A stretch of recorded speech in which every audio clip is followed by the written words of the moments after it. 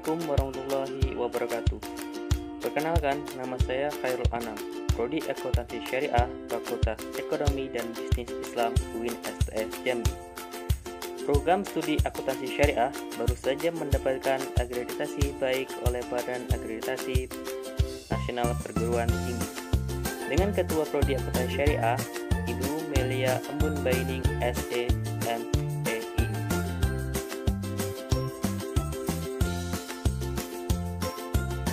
Baik, kali ini saya akan menjelaskan tentang perumusan teori akuntansi dengan beberapa pembahasan. Yang pertama, teori dan pembuatan kebijakan akuntansi. Yang kedua, sifat teori akuntansi.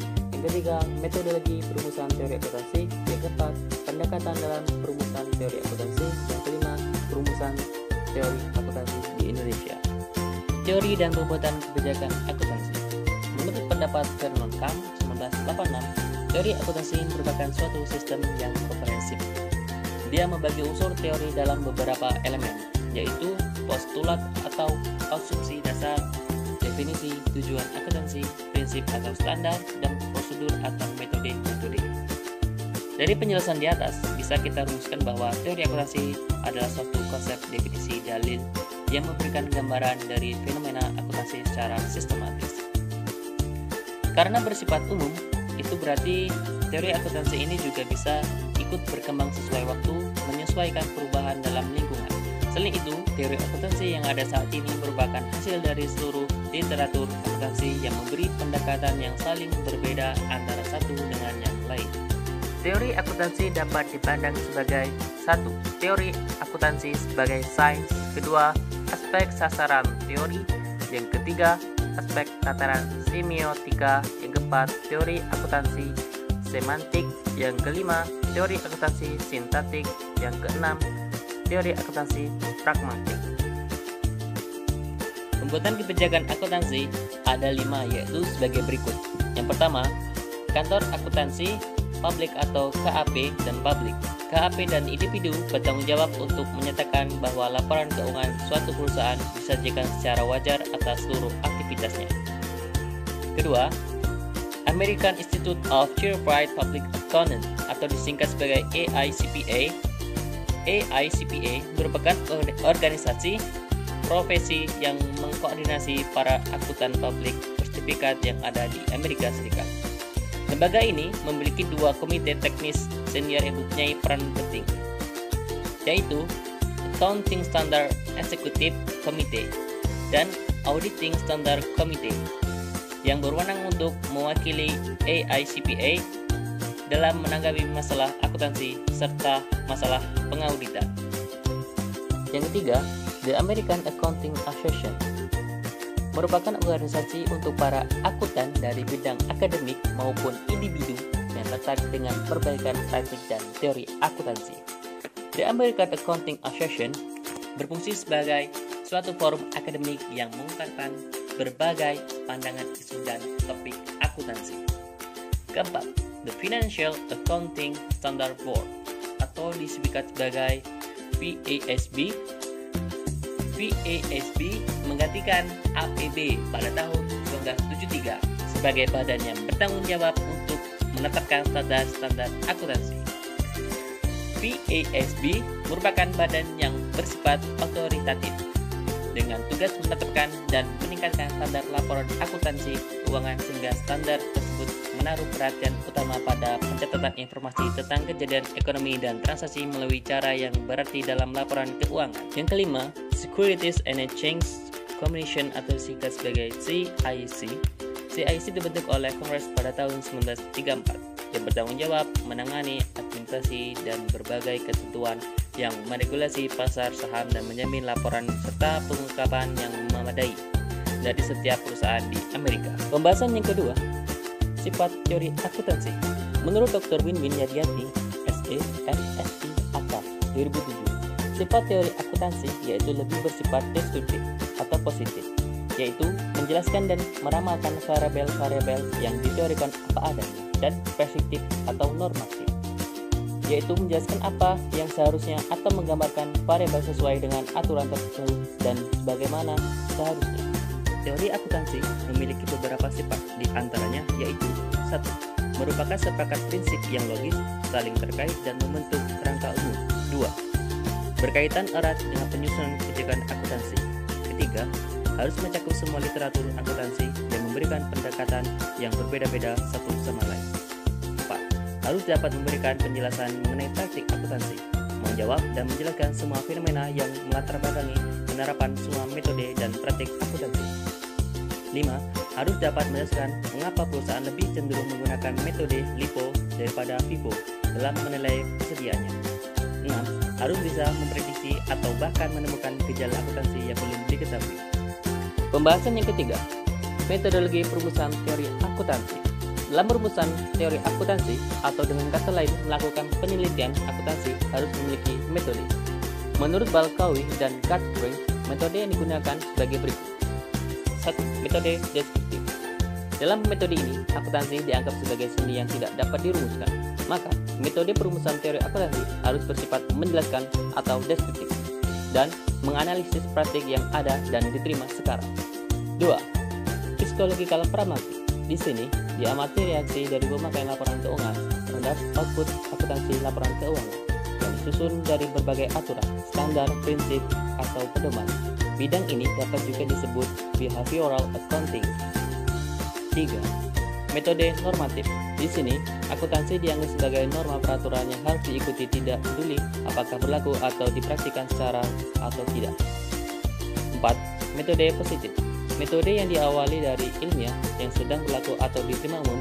Berdasarkan teori ini, dirumuskan problem penelitian untuk mengamati perilaku atau fenomena nyata yang tidak ada dalam teori. Pembahasan yang keempat, pendekatan dalam perumusan teori akuntansi. Mengenai berbagai pendekatan dalam perumusan teori akuntansi, ini akan diuraikan pada metodologi dan berbagai pendekatan dalam penyusunan teori akuntansi. 1. Pendekatan non-teoritis.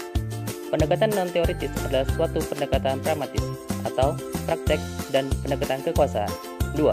Pendekatan pragmatis terdiri atas penyusunan suatu teori yang ditandai oleh kesamaannya dengan praktik dunia nyata yang berguna dalam artiannya memberikan solusi yang sifatnya praktis. 3. Pendekatan kekuasaan. Untuk perumusan suatu teori akuntansi yang terutama digunakan oleh organisasi profesional, terdiri atas penerbitan pernyataan sebagai regulasi dari praktik-praktik akuntansi.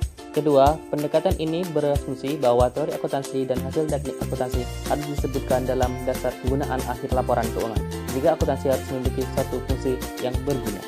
4. Pendekatan deduktif.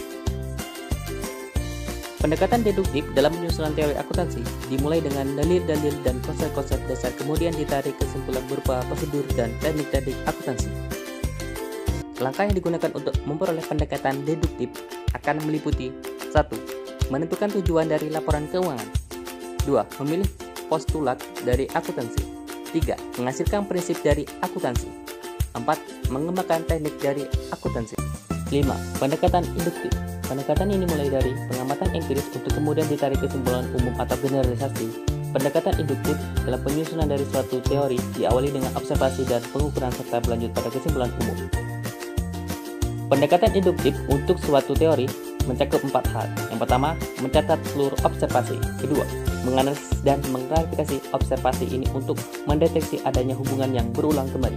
3. Penurunan induktif dari generalisasi dan prinsip akuntansi dari observasi yang menggambarkan hubungan berulang. 4. Menguji generalisasi. 6. Pendekatan etis. Inti dari dasar pendekatan etis terdiri atas konsep kewajaran, keadilan, ekuitas, kenyataan. Pendekatan ini diperkenalkan oleh Dr. Squat. Menurut beliau, kriteria yang harus digunakan dalam perumusan teori akuntansi adalah keadilan dengan memperlakukan pihak yang berkaitan secara adil. Salah satu tujuan dasar dari akuntansi adalah 1. Kepatuhan terhadap prinsip-prinsip akuntansi yang berlaku umum. 2. Pengungkapan. 3. Konsistensi. 4. Dapat diperbandingkan. 7. Pendekatan sosiologi. Pendekatan sosiologi bagi perumusan teori akuntansi menekankan pengaruh sosial dari teknik akuntansi. Hal ini merupakan pendekatan etis yang berpusat pada suatu konsep dari kewajaran yang lebih luas. 8. Pendekatan ekonomi. Pendekatan ekonomi dalam merumuskan suatu teori akuntansi menekankan pada pengendalian perilaku dari indikator makroekonomi yang dihasilkan oleh adopsi dari berbagai teknik akuntansi. hingga sebelum dibentuknya PISB, pendekatan ekonomi dan konsep dari konsekuensi ekonomi tidak banyak dipakai dalam akuntansi. Pendekatan eklektik. Pendekatan eklektik adalah terutama merupakan akibat dari berbagai usaha oleh individu dan profesional, serta organisasi pemerintahan untuk berpartisipasi dalam pematangan konsep dan prinsip-prinsip dalam akuntansi. Pendekatan eklektik telah memberikan peningkatan kepada pendekatan baru yang sedang diperdebatkan dalam literatur. 1. Pendekatan peraturan. 2. Pendekatan perilaku. 3. Pendekatan kejadian, prinsip, dan positif. Pembahasan yang kelima, pengesahan teori akuntansi di Indonesia. Sampai saat ini, Indonesia masih belum berupaya secara intensif untuk merumuskan teori atau standar akuntansinya sendiri. Kita masih tetap menggunakan teori atau standar akuntansi dari Amerika atau yang terakhir dari International Accounting Standard Committee sebagai dasar pengembangan akuntansi di tanah air. Standar akuntansi keuangan maupun pernyataan standar pemisahan masih mengadopsi atau menerjemahkan standar serta pedoman dari Amerika atau International Accounting Standard Committee dengan berbagai modifikasi minor. Upaya yang baru dilakukan oleh profesi akuntansi adalah perumusan prinsip akuntansi Indonesia namun belum menyentuh dari teori akuntansinya.